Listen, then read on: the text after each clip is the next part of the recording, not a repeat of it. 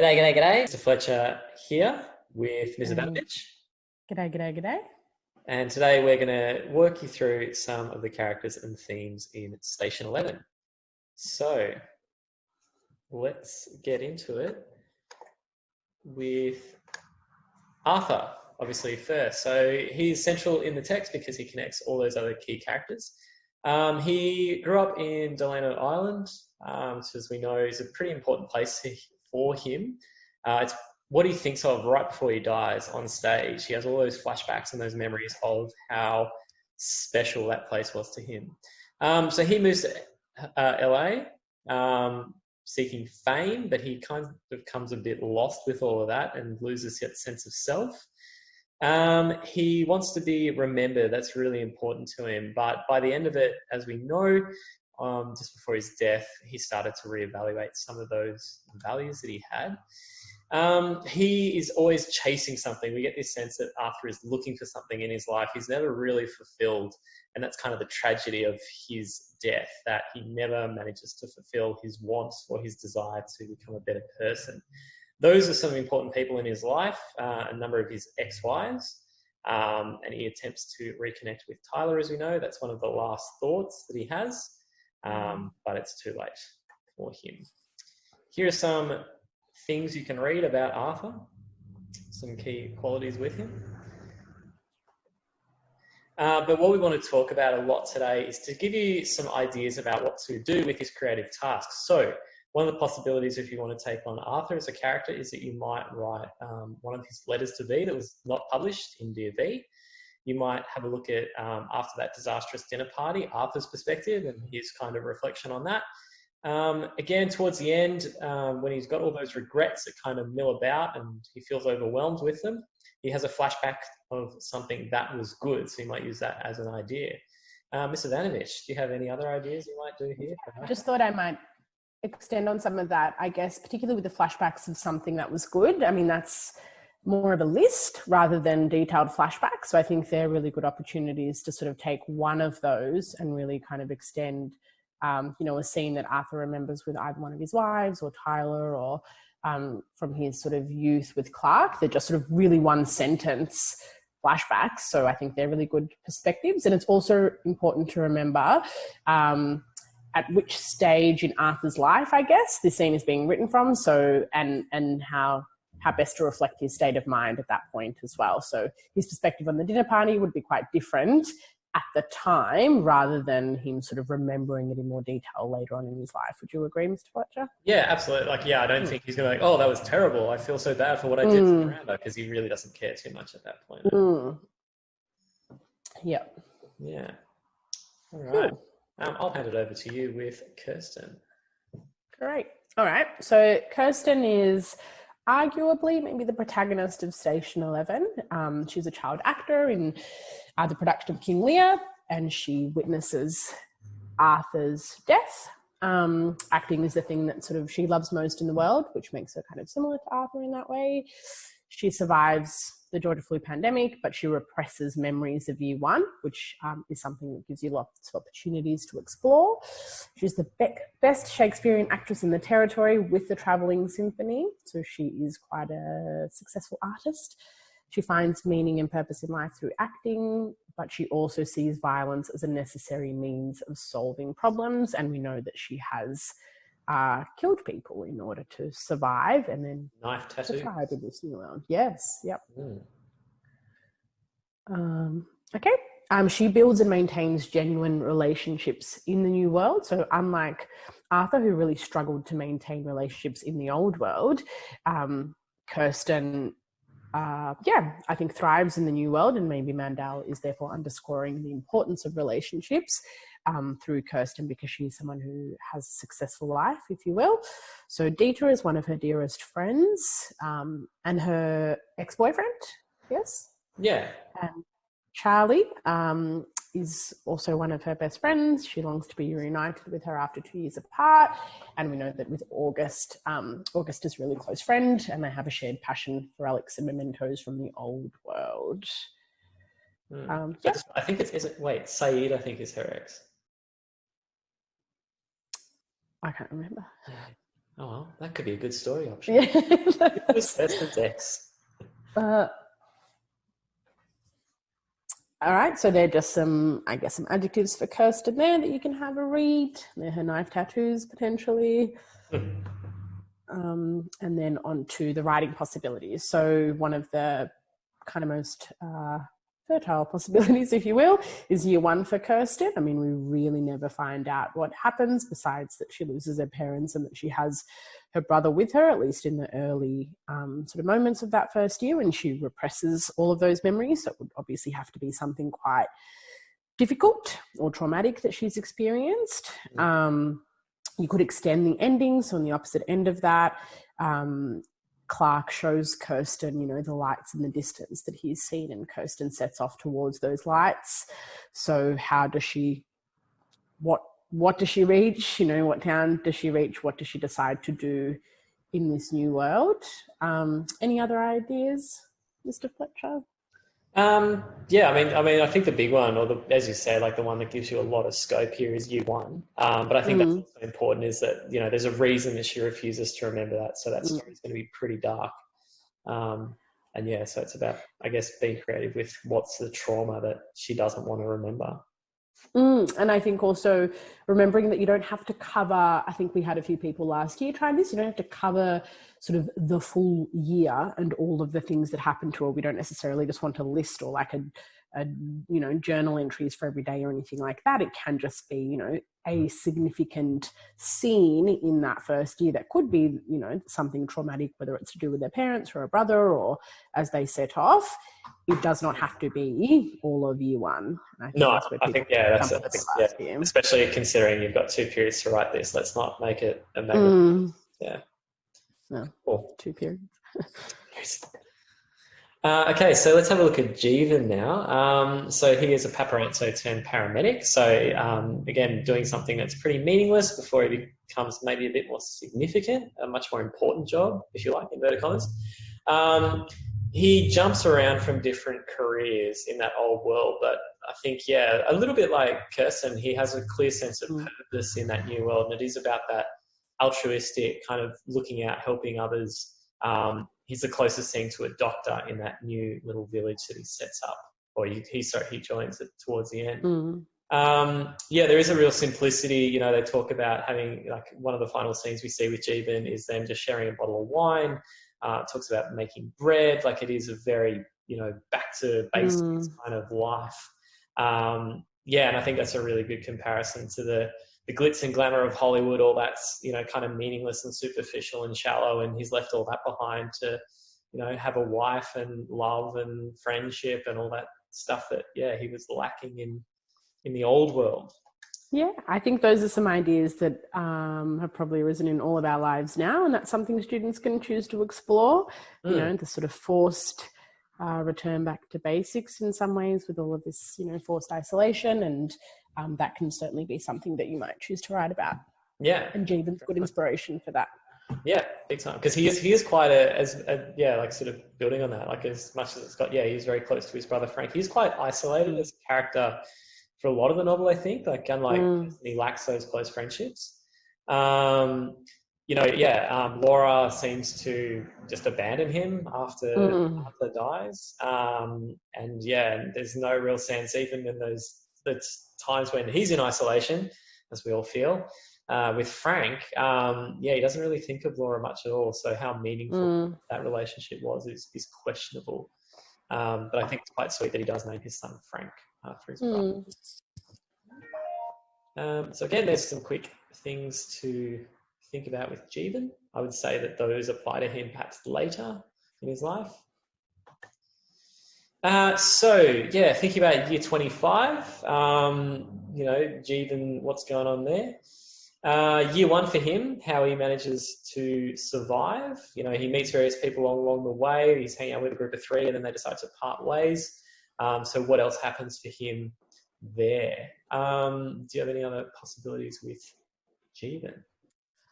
I think we probably have a bit of an insight into a lot of Jeevan's journey. Maybe, I mean, you could potentially sort of explore his paparazzo lifestyle a little bit more, but you'd have to make it clear the sort of the unfulfilling nature of that, I guess, for that to really align with Mandel's views and values. I think that's all I can think of for now. Yeah, like even maybe after he takes that photo of Miranda, like how does he feel having sold it? You know, is there any kind of moral quandary he feels, or it's just about making money?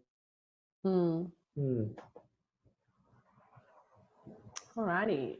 Miranda. So Miranda is the creator of the Dr. 11 comic series about people who inhabit a space station after the destruction of Earth, so which uncannily mirrors issues of the post-pandemic world in the novel. Her comics and her art are her one constant. She has a very tumultuous relationship with her first... he's a boyfriend, not her husband. Yeah, Pablo. Pablo the artist. Yes. And she's also from Delano Island, and she's Arthur's first wife, and then ultimately ends up working in the shipping industry and has a very successful corporate career. But she, her art is where she feels the most inspired and at home and comforted. And I think that Mandel explores those kind of issues through Miranda. And she contracts the flu in the early stages of the outbreak and dies on a beach in Malaysia. And there's that sort of moving scene as she looks out onto the sunset in her final moment. Yeah, really peaceful kind of end. Okay, next one. All right, we've mentioned all of that. Yes, so Arthur leaves Miranda for his co-star Elizabeth, and this was the dinner party that Mr. Fletcher mentioned when we were talking about Arthur, where Miranda sort of realizes and sees what's happening between Arthur and Elizabeth and reflects on her marriage kind of falling apart, and she sort of goes outside with that cigarette, and that's when Jeevan takes that photo of her that he later feels ashamed of. She finds meaning and connection in creating art rather than relationships. She finds them difficult to sustain, I think. And she connects, particularly Kirsten and Tyler, and certainly with Arthur through the Dr. 11 comics, because Arthur gives copies to both of the children shortly before his death. And we know that the Dr. 11 comics are sort of the moment of realization between Kirsten and Tyler's last moments. Yeah, when they're quoting at each other. Yeah. Okay, so again, just lots of adjectives to describe Miranda there. And we're doing all those. I think it's probably important for you to think about the way we describe these characters, because these are the voices that you need to echo, and these are the people that you're writing about. So do think about why they're the way they are in your stories. Yeah, good point. All right, so some ideas that we've had for writing possibilities. So extended internal monologue describing the significance of Dr. 11. I think we have a little bit of that throughout, but you could extend Miranda's explanation, justification, inspiration for what meaning she finds in Dr. 11 and what she hopes it will give anyone else who reads it potentially. Her internal monologue after she sends Arthur copies of Dr. 11. A letter from Miranda to Arthur at any point in their life after their divorce. I mean, by the end of by the end of Arthur's life, obviously they've been divorced for quite a number of years, and I guess their feelings have changed towards each other over the years. And I think even Arthur in his last moments regrets the way that things ended with Miranda. I think they had in their sort of youth quite an organic connection, and they had lots in common, and it was sort of, the Hollywood lifestyle that tore them apart in Arthur's selfish ways, arguably. So how does that kind of friendship or connection mature over the years? Any other ideas? Yeah, I mean, I think, definitely after their divorce is a very rich ground for inspiration. And I mean, it doesn't necessarily need to be a letter. Like, it could just be Miranda reflecting on that relationship, perhaps. Even once she's become this very successful corporate person, like, as we know, she's kind of a solitary figure. Like, relationships don't really work out for her. Like, does she have any sort of regrets about any of them, or she's I mean, she speaks to the mirror, right? Her reflection is, I regret nothing. Could explore maybe something that she does regret, or why she doesn't, or why doesn't she regret anything? Why does she value all the experiences in her life? Okay, so Elizabeth, is Arthur's second wife. So touching on what Mr. Vanovich said, that they've obviously been having this affair before Miranda kind of pieces all that together at that dinner party. She's mother to his only child, Tyler. She's also an actress, obviously. She undergoes a pretty significant change before and after the flu. Even in that dinner party, she seems really kind of bubbly and, bright personality. But that very quickly shifts after they're stuck in the airport in Seven City, and everyone starts to worry about her a little bit. And that it's kind of funny to see the novelty of everyone recognizing that she's a famous actress, and they're stuck with her and avoiding her as well because she's gone a bit nuts with the pseudo religion stuff. I think she is kind of driven by this idea that things just work, and if they don't, she struggles with that. And so I think that's what she's kind of looking for. Like a lot of these other characters, they're trying to find meaning in things that maybe don't have it. That mantra of everything's happening for a reason and it's meant to happen, which obviously she passes on to Tyler. That's kind of her only reassurance after the plague. And it also, she sort of abdicates any sense of responsibility, right, for particularly in the affair, and then decides that people are dying in the flu because they were sinners or they were meant to, rather than believing in any sense of randomness or believing in any sense of individual responsibility. Yeah, big time. So I guess in one of those kind of ironies that Arthur again cheats on another woman, Elizabeth, and that ends that relationship. She physically separates herself from Arthur, moves to Israel with Tyler. She's returning, and again, that kind of, we're all connected in some way, ends up with Clark. But they do represent, Clark, if you like, represents Arthur's youth. Elizabeth is his middle age. We don't know what happens with her after they leave and join the cult. So I think, and I just remember from last year, a lot of students wanted to explore that. So I think that's a good open area for you to write a story about. Again, there's some things that apply to Elizabeth. So again, going back to that dinner party, we might look at it from her perspective. How does she feel about Miranda? Does she feel any sense of guilt, any responsibility? As we know, she tends to avoid any of that. How does she feel about Arthur? Especially when that, clearly creates a bit of a scene at the party. Look at her life in Israel with Tyler and the relationship between those two. As I said, her decision to leave the airport with the cult. What happens after that? Ideas?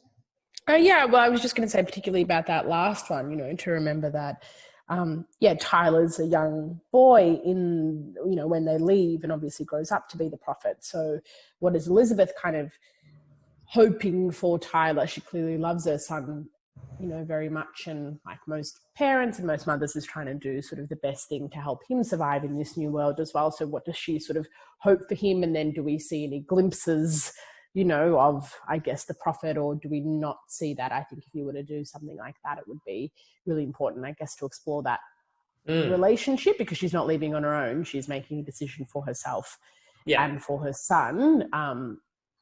And it doesn't have to necessarily be altruistically motivated, I guess. I think Elizabeth's a really interesting character to explore. Lots of things to think about, I guess. Definitely. And speaking of, Tyler. Alrighty. So Tyler Leander, or the prophet, who's obviously Elizabeth and Arthur's son. He's originally a quiet and resentful child, and I think we see that there's a phone call that Arthur makes to him for his birthday, and he's sort of quite snappy with his dad, and he's gone to live somewhere else with his mum. He doesn't see his dad, so that's probably the attitude of a product of a bitter divorce, perhaps. He fails to find connection with the eclectic community at the airport. When Clark tries to reach out to him, Tyler's not interested, and we see that his mother's had a big influence on him in terms of his worldview, in his belief in sort of fate and that everything happens for a reason. He eventually obviously becomes the leader of that cult, and it's named the Prophet, and he ends up being killed by one of his traumatized young followers, and Kirsten is sort of there to witness that. Yeah. Yep. So obviously he has a troubled relationship with his father, Arthur. Arthur speaks to him on his last day, and Tyler is initially angry, then finds a point of connection in discussing Miranda's comics. And I think that it's important that if you do write about Arthur, you know, we see him as, this quite sort of terrifying and terrible prophet and the leader of this terrifying cult, but that, you know, he became that way for a reason in sort of his complicated past. And I think it would be interesting to explore his love for those comics. I think what is it that he's drawn to? What did he lack in his life? What did he want? What kind of relationship did he really want with his parents? I think it's pretty telling in that, like, you know, they just want to go home. Like that's you kind of mentioned before. Like he does seem to be this product of a pretty yuck family breakdown. So having a lack of any kind of connection to home, I think is an important part of his character. Yeah, we have there that he obviously has a close connection with his mother and eventually embodies her worst characteristics rather than her best. And I guess you could explore, how much of that is Elizabeth's doing, I guess, and ultimately manipulates his followers and is a leader who inspires fear. I think we can go on. So we obviously have adjectives for Arthur that represent that. And okay, so some writing possibilities. So you could describe Tyler's rise to prominence within the cult and his growing fanaticism. So it could be from his perspective or a follower's, potentially his mother's. As we said earlier, he leaves with Elizabeth when he's quite young to join the cult. So how does he actually become the leader? You know, at which point in his life? Is there violence involved? How does he aspire to this top role, I guess? What is it about Tyler that is attracted to this and makes him successful? And the other idea that we had at the final moments of Tyler's life from his perspective. So meeting Kirsten, recognizing that Dr. 11 quote, the significance for him. Could he mirror maybe his father's last moments in some way in remembering what was good in his own life or what he wished was better, or some kind of glimpse into his humanity perhaps? Might do just some other ideas there. So immediately after that phone call with his father, you could pick it up from there, from Tyler's perspective, and explore that relationship. How does he feel about his father? The other thing you might think about, I think, doesn't he talks about how Elizabeth actually, like later on, she died twice? Did he talk about that? I thought we sort of discussed this last year, and we thought perhaps she leaves. As in she dies, obviously, like we get the idea that she's physically dead at some point, but maybe that sort of first death was, their relationship breakdown. She has left the cult potentially. Something has happened there for him to describe her in that way. Yeah. So that could be something worth exploring like that, because that's obviously a significant shift in his relationship with his mother, because as we see in the airport, he's very close to her. Okay, and Clark. So, he is old. He is Arthur's oldest friend. He is old by the end of it. He's British, he's privileged, and he's very wise. He kind of often seems to be this voice of reason in a quite chaotic world. So, even though, as I think we talked about in our first podcast with Miss Frawley, he recognizes how much Arthur has changed, and he's a little bit angry and disgusted with him at sort of how he has totally changed as a person. He's an organizational psychologist. He absolutely hates his job, but like a lot of these other characters, he finds a greater sense of meaning and purpose in the new world. And yeah, so that's part of, I think if you're really interested in exploring this idea of memory, I think Clark is definitely a character to use to do that. He establishes that Museum of Civilization as a way to remember the past. So yeah, he is a bit of a foil to Arthur. Like, their personalities are quite distinct. He helps himself to get through those early stages by remembering Robert, his boyfriend. And yeah, so I think that could be something you pick up on in some of the creative stories there. But he is, I think, deep down a very kind, good person. So yeah, he tries to help Miranda at the dinner party. He is the one who's tasked with calling Arthur's former wives to say that he's died. And we see him sort of naturally assume that sort of caring role and looking after others at the airport. So that's why he is those things. So, in terms of where you could go next, we know that the final scene we have of Clark in the story is taking Kirsten up the top of the radar tower, and they're having a look at the lights in the distance, so you can think about what happens next. The interview with Francois Diallo, you could build on that a little bit more and talk about what the museum means to Clark. You could also, as we talked about with Imaginary Robert, you could do something interesting with that and maybe write a letter that he hopes to maybe one day post. So that could be early on in the play days. Any other ideas, Mr. Mamich? I guess you could also, I was thinking about, Arthur's list of something good, and one of those would, going out with Clark in their youth. So you could do a sort of flashback or something set in his youth with Arthur in particular. Yeah. Potentially. Yeah, I think, like sort of exploring that, I guess when the relationship was maybe more pure. Or even that dinner, the dinner that they have, and Clark realizes that Arthur is, what does he say, he's performing or he's superficial, or I can't remember. Yeah, because he's sitting facing the rest of the restaurant, so he wants to be noticed. Yeah. Cool. All right, I think you'll kick us off with the themes, Mr. Yeah. So these are really important to think about.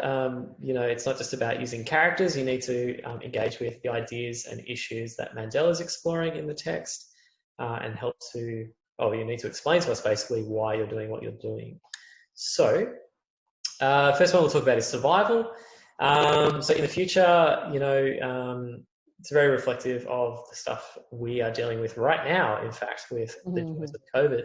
But just that sense of isolation, you're probably feeling like us. You're a bit stir crazy. You want to get out of the house. You want to see friends. And it really kind of emphasizes how important connections are.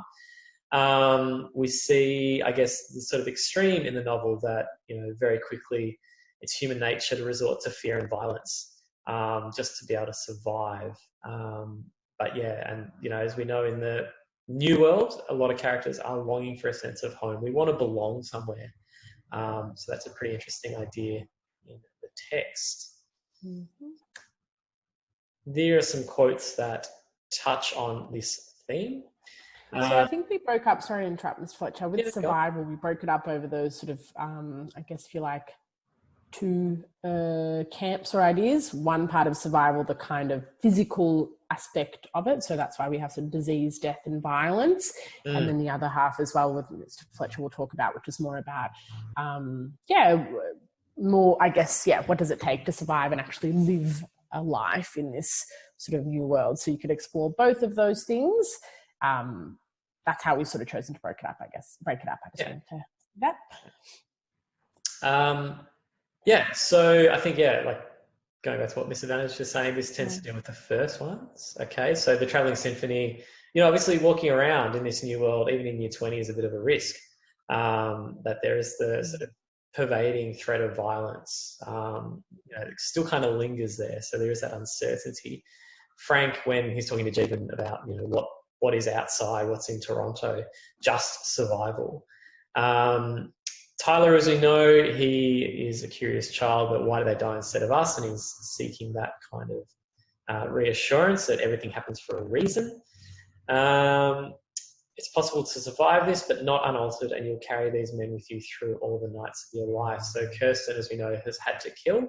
She sees violence as necessity, but she obviously does not enjoy it, and it has a fundamental impact on changing a person. So the second half, that it's not enough to survive. What's the meaning in life? What's your purpose here?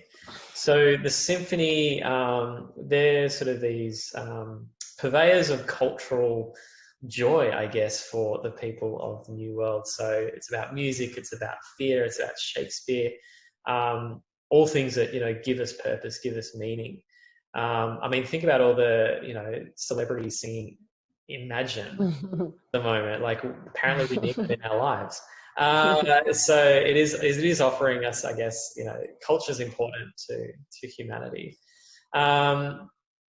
Or I guess, sorry, because you know what the celebrity is, are they being sort of made fun of? But I've seen a lot of, I guess, memes or commentary on the fact that, what's getting a lot of us through this, are, is Netflix or books or music, and all of that is art. We don't often think of it as that, but they're sort of cultural products, and these are the things that we kind of look to for comfort, for inspiration, for escape, and that's exactly what Mandel is exploring as well. Definitely, yeah. And I mean, you only need to look at how the symphony is received in those little settlements along the way. Like, it's a huge highlight. Like, people embrace that, and everybody shows up to watch, Shakespeare, to watch them perform. So yeah, I think that speaks to, what we as humans value and need in our lives, even if it is Tiger King. So let us have a look at some of these other things. So yeah, I guess in terms of your themes, and these are the values or the ideas that Mandel is presenting to us, those moral questions about killing and survival, doing what it takes. If you look at the cult that Tyler sort of heads up, there's that polygamy and male entitlement. So, men possessing or having a right to women's bodies, in a world like this, who enforces those laws? There is no real kind of authority above everything. Adaptability, agency, and independence equals courage. What does that all mean? Well, this is what, we sort of see Mandel telling us about what bravery and courage are in this kind of society. Where you can change, where you have independence, where you can make your own decisions. Those are acts of courage, not necessarily just, through brute strength. That is not necessarily courage. Would you agree? Yeah. Cool. Got one right. She obviously puts an enormous amount of emphasis on the arts and sciences in our society, how important they are. So can art save us? Well, survival itself is insufficient. Art does a pretty good job of giving us something to live for. So in terms of, do the arts make society better? Hells yes, they do, I think. And I think that's a pretty clear message that Mandel's trying to tell us here. As we've seen, there's a lot of those characters that we went through who are quite isolated, are quite lonely. And so really, and you're all probably sitting at home on your own listening to this, those connections and those relationships we have with others are so important. It's what we all need. And those are the sort of communities that seem to thrive in this new world, the ones who can come together and work towards a greater purpose. Anything else you wanted to add on to? No. Perfect. So that's survival. Do you want to talk about this one? Yeah, I guess we are also, talking about societies, obviously the new world and the old world, and what Mandel really seems to celebrate is this idea of communities and healthy communities rather than unhealthy, dysfunctional ones like the cult, obviously. So I guess we have these two ideas: communitarianism, which emphasizes the social nature of selfhood and the obligations that individuals have to the communities in which they live. So essentially, in simple terms, what Mandel is saying, that in order to be part of a healthy and thriving community, you also have responsibilities to that community and you need to contribute in a healthy way. And all of the things that Mr. Fletcher just, I guess, raised before are the ways which she suggests contributing, art, sciences, healthy relationships, connecting with people, caring about each other. And then we also have the idea of individualism. And I guess we've bolded some things here. That means someone who values freedom, affirms ordinary life, feels benevolence towards others, prizes authenticity and individuality. So it is not about giving up yourself in order, for others to kind of, to help others. It is about finding your own purpose. And I think she explores very distinct characters who are trying to find their own purpose, whether it was in the old world and certainly in the new world, and then how those people then manage to contribute to communities. So the equal importance, I think, of both of those. Yeah, and I think it's no accident that the ones who seem to be working for a greater good or are working to, help others are the ones who are most satisfied and most fulfilled in this world. Yeah. Right. You want to do this one and then I'll do the... Oh, sure. Okay. Yeah. So there's lots of references to, sort of cities and what they mean. And I think, that second quote there, that once Toronto starts to die down and becomes a lot quieter and Jeevan can hear that, silence of the city, he realizes how integral the people living in there are to any sort of sense of community. What else have we got here? So I think that's, Clarke's sort of care and compassion for others is pretty clear in that fourth quote. So he felt making tenderness for his fellow refugees. So straight away, he feels the need to connect and to help those other people. The undersea is an interesting symbol in this text as part of the Dr. Eleven comics. And again, they're sort of looking to be able to go home. And so think about what home might mean. It's about connection. It's about belonging. It's about, family, that sort of thing.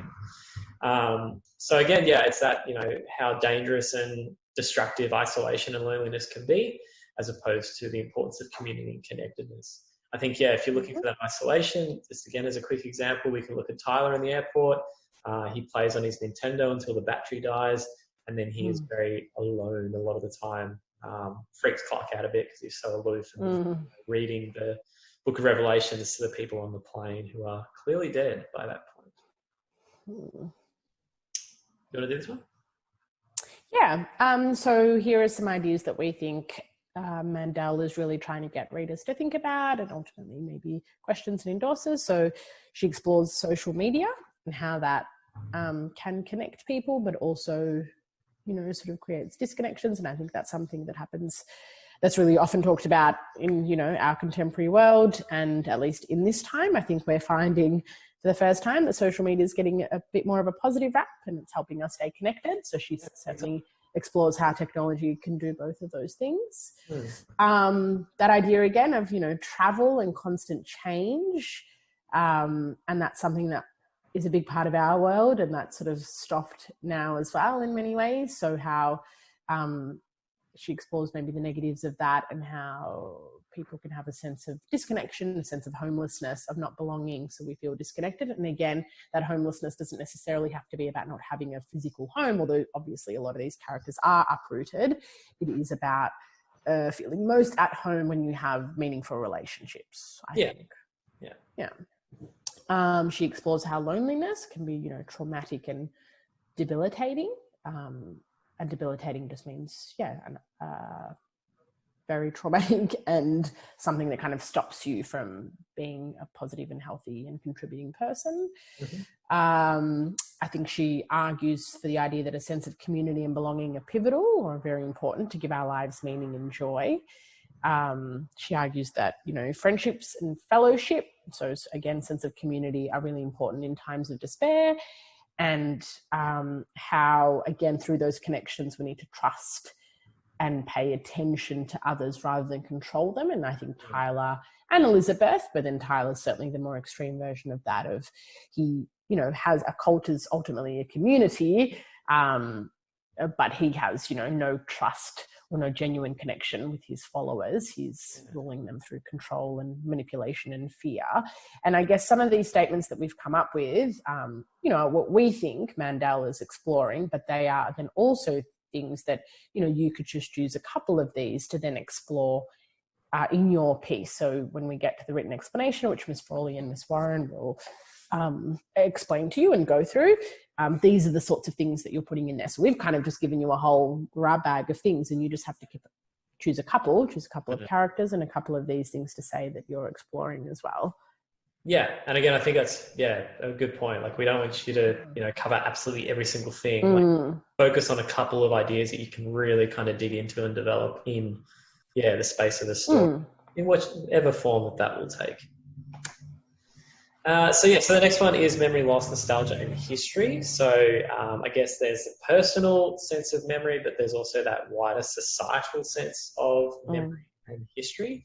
Um, so Dr. 11 again returns to his city, my shattered life and damaged homes, my loneliness, and try to get the sweetness of life mm, on Earth. So I guess from the perspective of the new world, it's letting go of some of those things that exist and can no longer exist.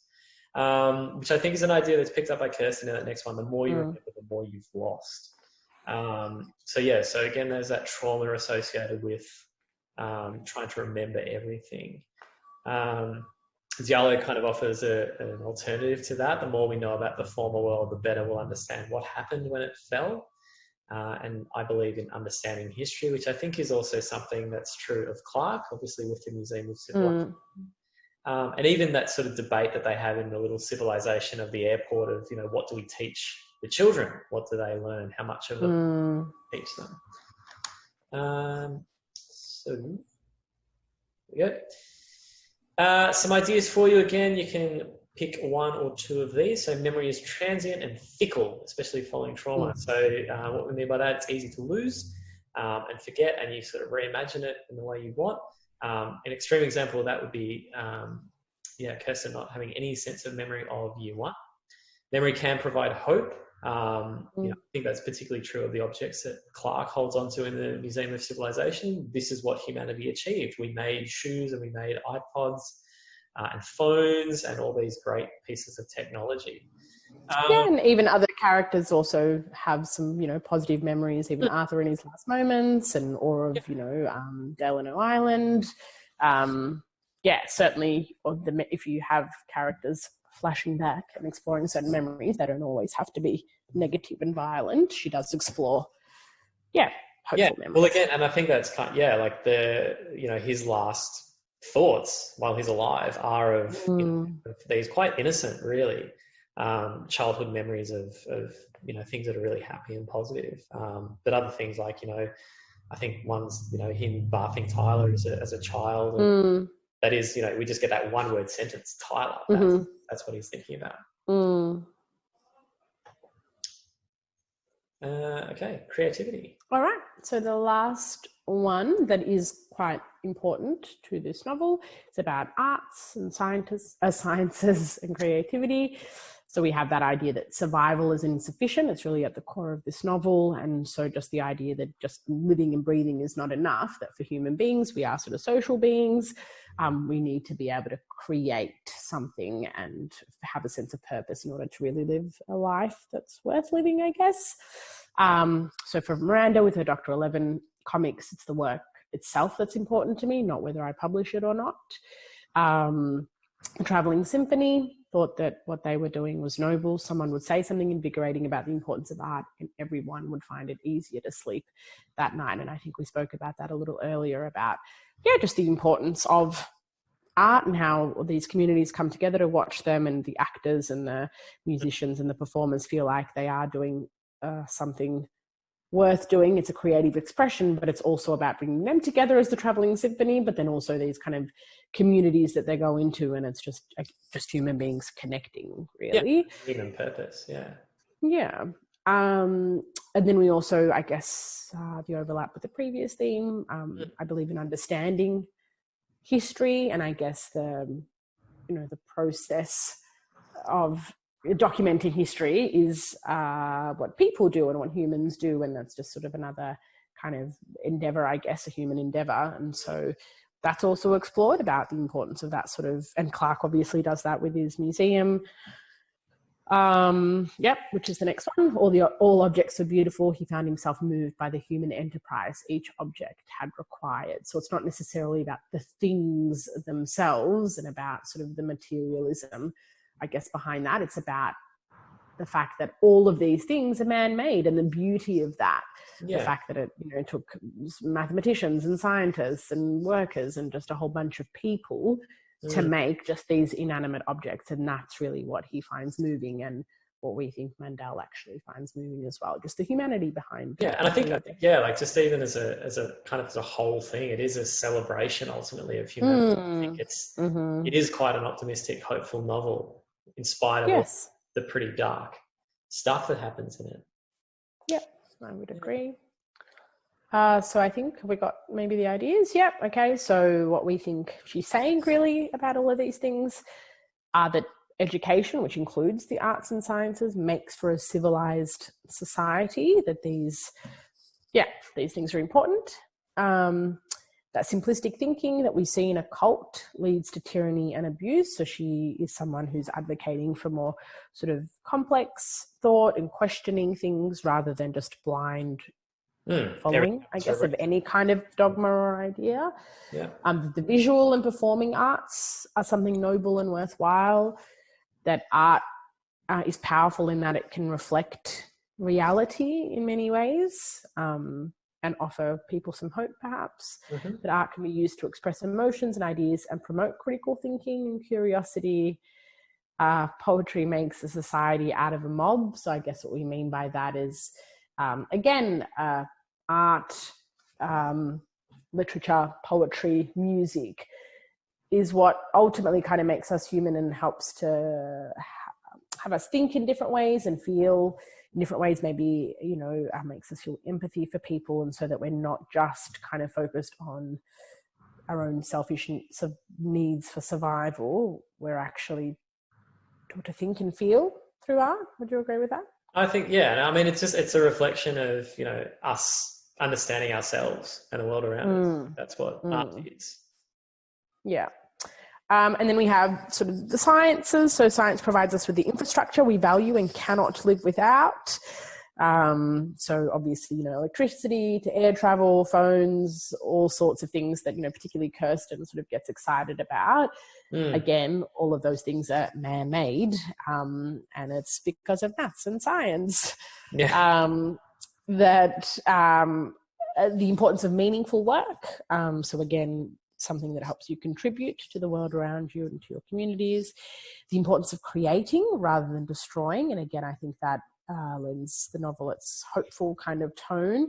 I think we're led to sort of not sympathise with Tyler, or maybe to criticise his worldview, because he's not offering hope or, you know, newness or creation. What he's doing is kind of destroying, taking over. There's nothing kind of about there's nothing life-affirming about that. And I think that ultimately Mandel wants people to be life-affirming, and a novel is life-affirming. And the idea that art endures. So obviously we have, you know, the Travelling Symphony performs Shakespeare, and he's been around for some time, and yes, he has. His art has endured long after his death.